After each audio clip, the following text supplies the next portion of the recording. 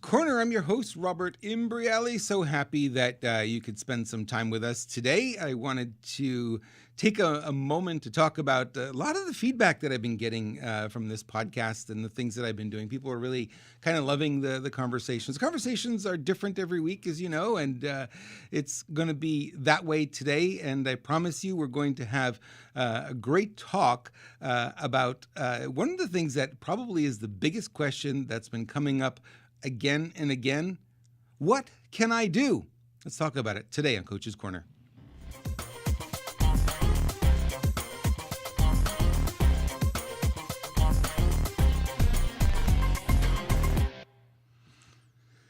All right. So what can you do is a really important question. But before I get there, I want to talk a little bit about, a conversation I had earlier with a friend today.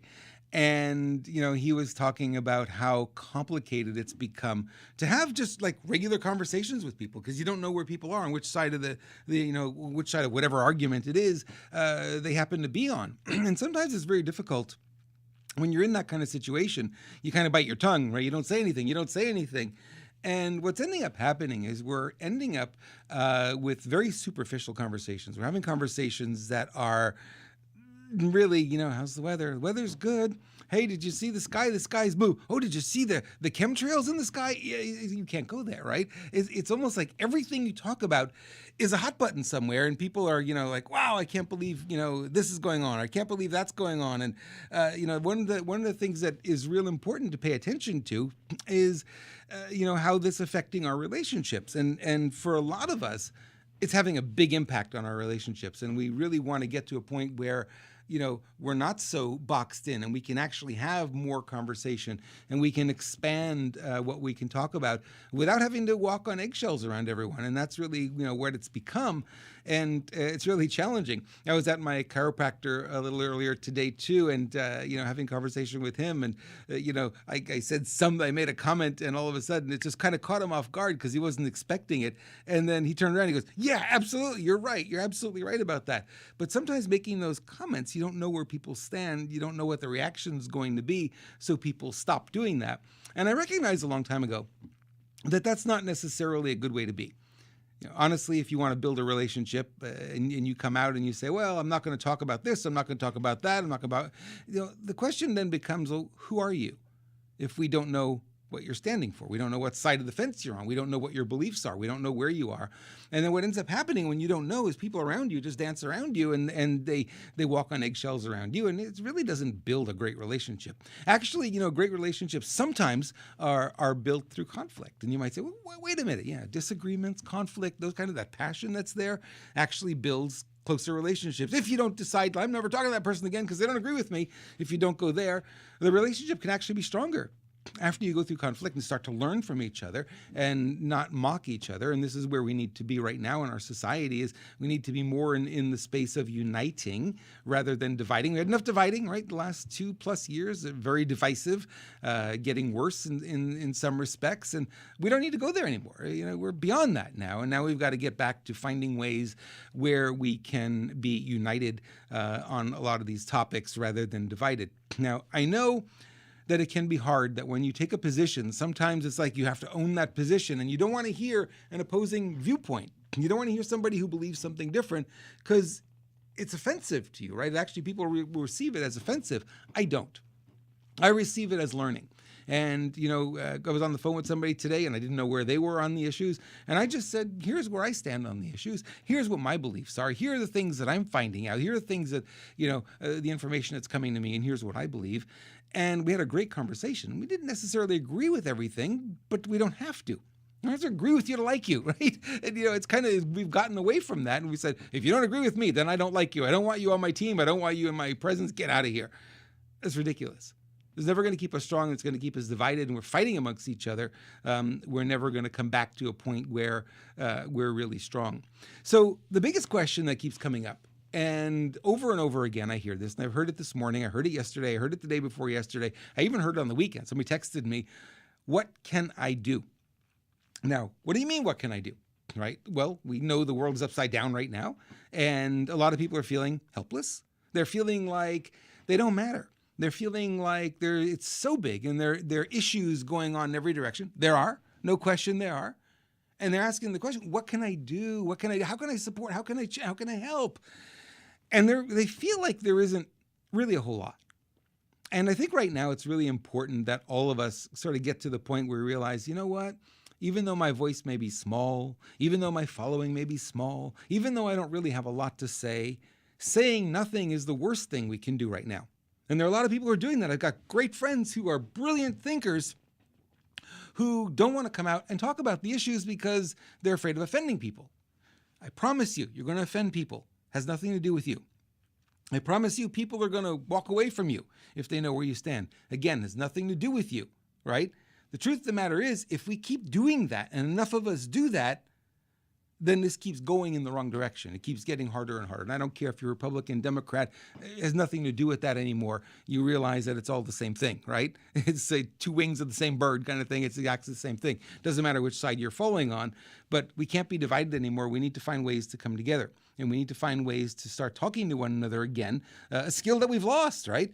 And it's really fascinating that when they put the face diapers on us, it became anonymous. We became less friendly, less likable. Why? Because you can't see the smile. If you can't see the smile, you don't know if the person's angry at you. You don't know if they're sticking their tongue out at you. You don't know anything, right? They're snarling, they're gritting their teeth. You don't know. So when you take that away, you anonymize people. And I found people became a lot more aggressive, a lot more assertive, just like they are in a car. They feel anonymous. They'll cut you off and they'll do this. But in real life, they'd be your best friend, right? But when they're in the car, forget it. They're just not like that. So we got to get back. We've got to start mending those fences. And it's a hard thing to do. Honestly, it's really challenging when somebody you know is way on the other side. And it's like, I don't even want to talk to them. I don't want nothing to do with them. And what I start to say, you have to understand them. And you have to understand that the things they believe were fashioned in their mind by what they've been exposed to. So the media that they're exposed to, the people they hang out with, the beliefs they had coming into this whole situation back in 2020, right? All of that is playing a role in what they're believing and what they're choosing to believe at this stage. And we got to help them. Not that we want to change their mind necessarily. I know a lot of people go in, well, I'm not going to talk to them unless they change their minds. I don't want to have any conversation with them. It's not necessarily the goal. The goal is to understand that at their core, they are a soul, you're a soul, we're connected. I know you don't like to hear that sometimes. Like, I don't want to be connected with that one. I don't mind that one, but that one, no way, right? We're all connected. And we have to recognize that and come back to that. If we don't, like I said, things are not going to get any better. So how do we get things to be better? Number one, stop being silent. I don't care what side of any argument you're on. I really don't.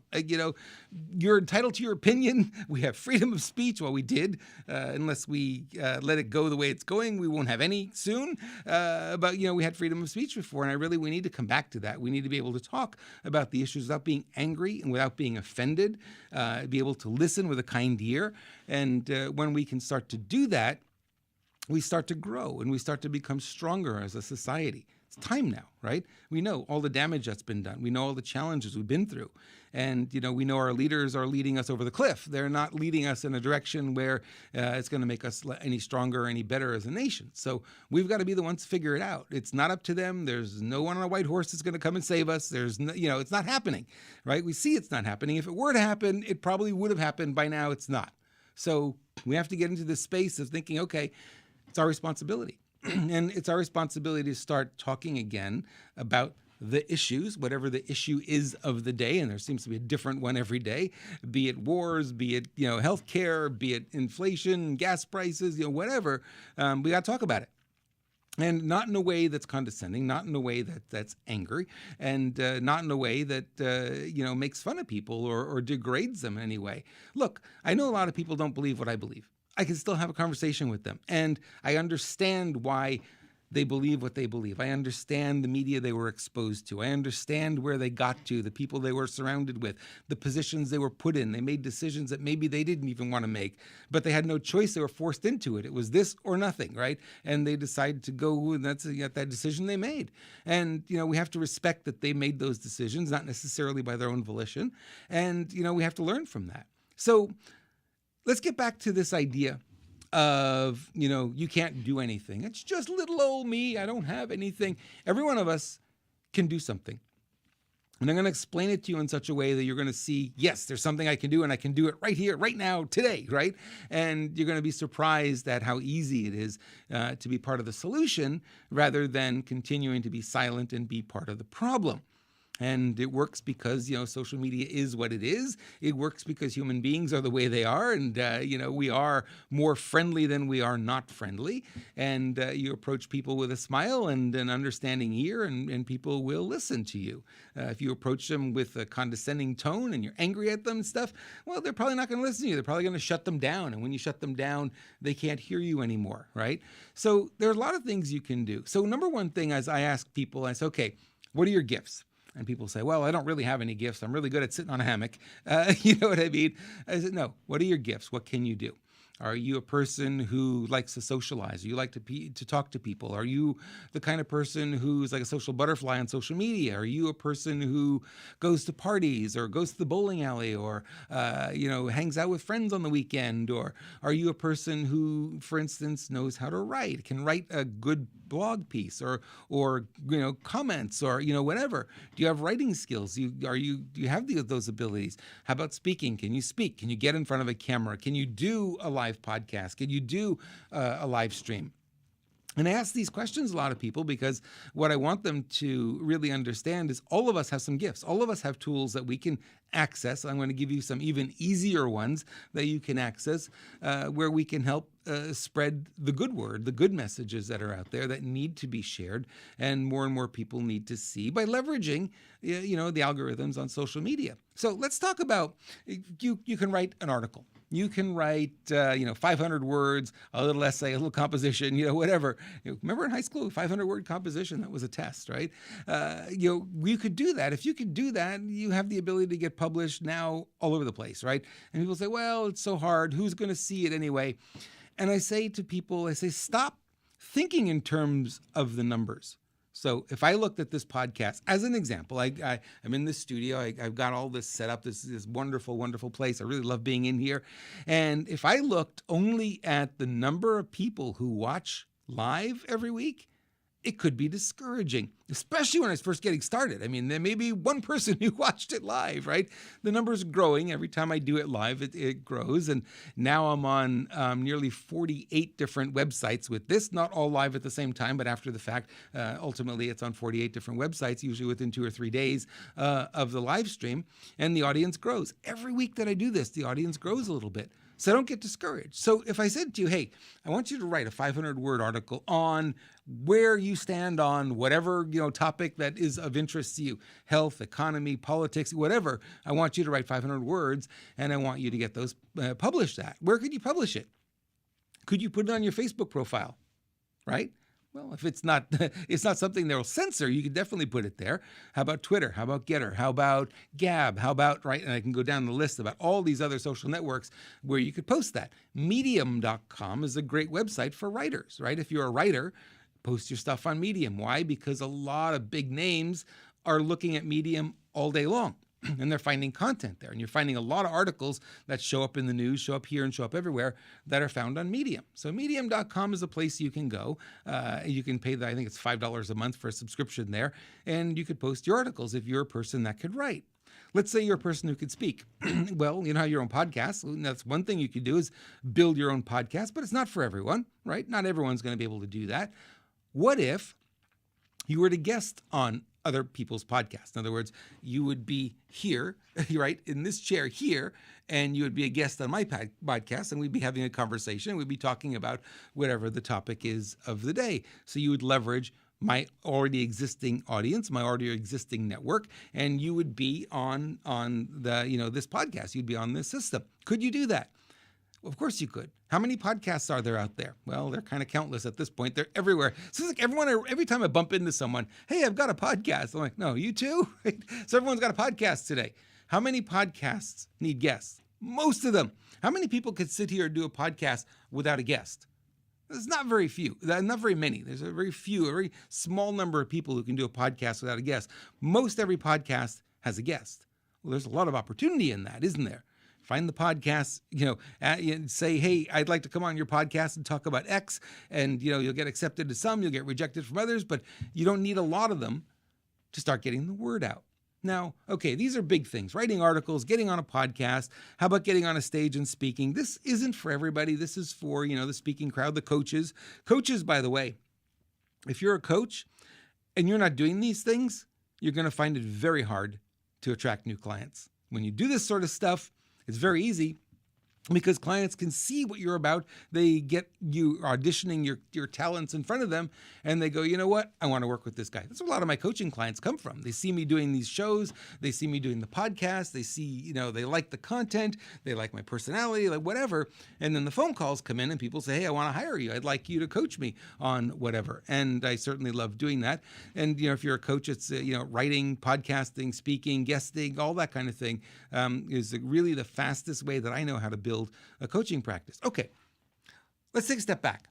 Let's just say that these aren't your gifts, that you're a stay-at-home kind of person, quiet, introverted, don't like to make a lot of noise, don't like to rattle anybody, don't like confrontation. There's a lot of people that don't like confrontation, right? What can you do? You want to help out. You want to be part of the solution, but there's not a whole lot you feel that you can do. And I say that's not true. The truth is, we all have the ability to set up accounts on social media. So for instance, these are all free, right? Social media is free. I would suggest that you set up accounts on multiple social media sites. And you say, why multiple? Well, each one has a different group. It's really interesting. The people that follow me on Facebook are very different from the people who follow me on Gab or on Getter or eventually now on Truth Social or on CloutHub, right? I'm on CloutHub right now streaming live.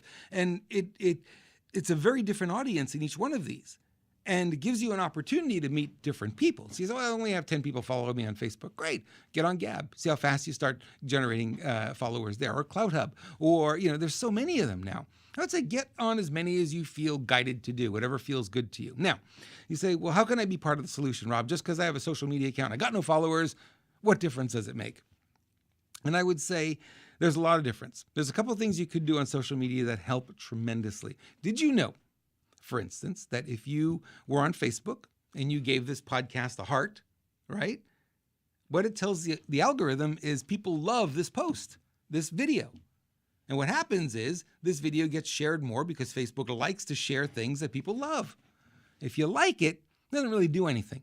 But if you give it a heart or give it one of those caring icons, right? Or give it the wow icon, people, the algorithm looks at that and says, okay, this is something that's getting some engagement, and they show it to more people. Now, let's say you found something, this video, any post, any meme, anybody posting, an article, whatever, and you found it to be valuable. Could you reshare it with your group, right? There's a reshare button, repost, bam. All of them have that. Every social network out there has that. Of course you could. Does that help the algorithm? Yeah.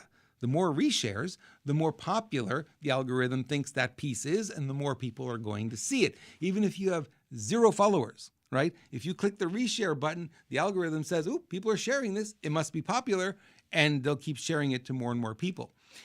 Posts die very quickly on social media when there's no engagement. They really do. If I put a post on social media in the first 15 minutes, I get nothing, that post goes nowhere. Within 30 minutes, it's down in the dumps and it goes nowhere.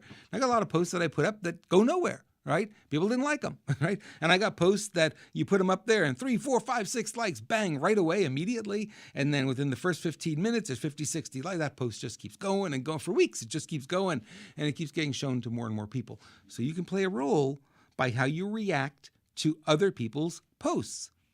Reshare them. You might find a post on Gab you find really good. You may copy that and put that on Facebook. Or you might put it on Twitter or Getter, right? You can cross-post across different platforms. Does that help? You bet it does. And there's content out there that is helpful and, helps people understand what's going on, helps it open their eyes a little bit to the things that are really happening, not what mainstream media is trying to tell us. It's important to share those things. Now, what about commenting? People say, well, I don't know what to say. How about, I agree. This is great. Thank you. That engagement, and really engagement is what we're looking for. That engagement, when the algorithm sees that there's more engagement, what happens to that post? Does it get buried or does it get shown more? So the more people comment, the more people are commenting, the more people are giving hearts, the more people are sharing, the more popular that appears in the algorithm and the more it's going to get shared. So when there's content out there, you say, man, more people need to hear this, more people need to know about this. Your job, you want to be part of the solution, your job is to give it a heart, give it a like, give it a wow, give it a hug, comment on it, share it, all those things so that you're helping that content go to more people. The algorithm can work against you, but it can also work for you, right? And it can help. So all of us can do that. I find myself doing this all day long. I was in one of the freedom groups on Facebook before that got shut down, and I was doing exactly what I'm telling you here to do, and my Facebook was blowing up. I mean, I had more notifications in an hour than I could get to in a day. It was just crazy because what I was doing was responding to people's posts. I wasn't posting my own stuff even. I was just responding to other people's posts. Yeah, I appreciate that. Yeah, that's really good. And people were agreeing with me, and my Facebook was blowing up. And then of course Facebook decided, hey, we don't like this stuff. We're not into freedom. We don't like freedom at all. So they deleted the entire group.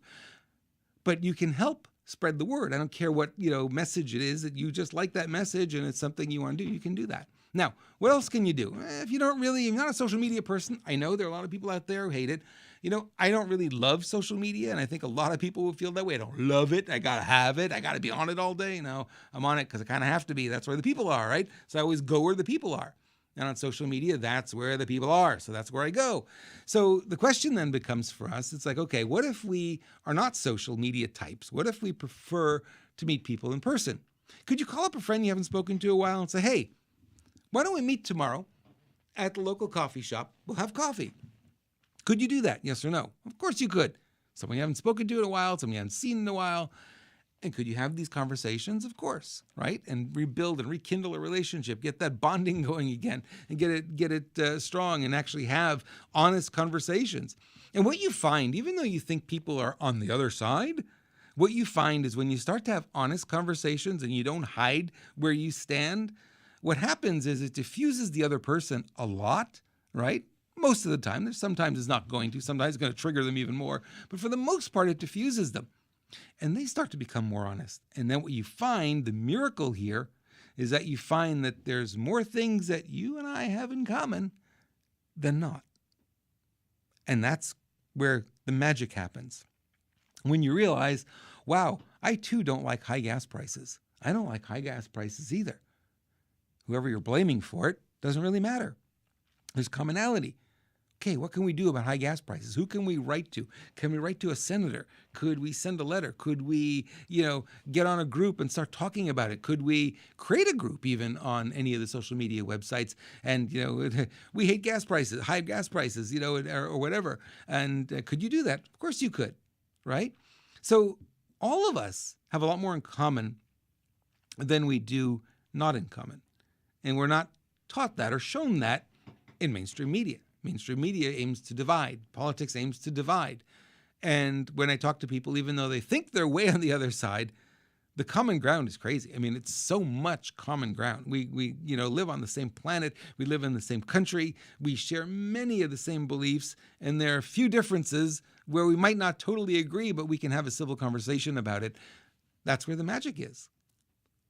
So I'm going to encourage you to look at some of these things and say, I can be part of the solution here. I don't have to be part of the problem. I don't have to be, quiet about things. I don't have to hide under the radar. There's no one I can talk to. There's nothing I can say. There's a lot you can do. There's a lot you can say. There's a lot of people you can reach. And social media, by the way, has made it so much easier. If you think back to, I got started in computer, my first computer, 1980, TRS-80 computer. Very few people I know had it, but I run into one every once in a while who said, yeah, I remember the TRS-80. I've been online for a very long time. And before that, it was all in person, right? And even online really didn't start to pop until the mid-1990s when America Online came out and was handing out CDs to everyone, right? Remember the little floppy disks that they would mail or the CDs they would mail? 500 hours free. And that really brought a lot of people into the online world that just didn't even know it existed before then. And what happened is it started to change the social fabric. Instead of, the face-to-face meetings, which we would always do, right? At the company I was working for back in the mid-90s, our group would always get together every Friday night. We'd always go out, all the employees always go out together every Friday night to socialize. It doesn't happen that way anymore, right? No, we got social media. We don't have to do it. Well, we can get back to that. Social media is not everything. We can get back to the face-to-face, and you could find the common ground. You could have the conversations that we're told never to talk about politics, right? Never talk about religion. Well, why not? These are kind of the most important things going. We should be talking about these things. My belief anyway, and I certainly do. I don't hold back, and I don't really care if you agree with me or don't agree with you. I'm not here to argue with you. That's not my role. I don't want that confrontation, but I want to have the conversation. I want to learn from you, and hopefully you might learn something from me as well. And then when we can have those civil conversations, we're more together than we are divided, and we're stronger together than we are divided. So it's our job right now. This is our role to do this. This is what we have to do if we want to get out of the mess that we're in. Our country's a mess right now. We know it's a mess. How we get out of it, everyone has a different opinion on that. But we all want the same thing. We all want out of this. We want to get back to, the way life was maybe in 2019. The economy was good and people had jobs and we had nothing to worry about. We want to get back to those kind of times again. And we can, but we can't do it when we're fighting amongst each other. We just can't do it. So I want to leave you with that. I think that is a good place to end today. I think that is really important. If you have found value, make sure you give it a heart, right? Give this a heart, share it. Comment, right? Comment, or more people will see it. And if you feel so inclined, share it with your followers, your friends, your followers. Let them know this is something you might need to watch because it's helpful, because we can all be part of the solution. Got it? All right. Thank you so much for watching. I appreciate it. I will see you back here again next week. Same time, same channel. Thanks again.